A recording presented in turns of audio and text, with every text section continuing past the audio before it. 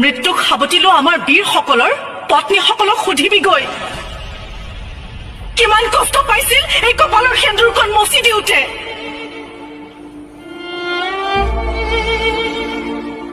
মনত ৰাখিবি, ভাৰতৰ প্ৰতিগৰাকী নাৰীয়ে নিজৰ স্বামীৰ নামত কপালত আঁকি লয় এই ৰঙা সেন্দুৰৰ ফুটটো।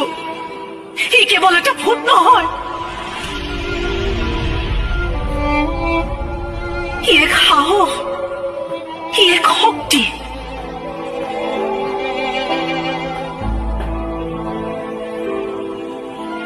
এই সেন্দুৰকণত ইমানেই শক্তি আছে যে প্ৰতিটো শত্ৰুক পুৰি ছাই কৰি দিব এই কপালৰ ৰঙা ফুটটোৱে।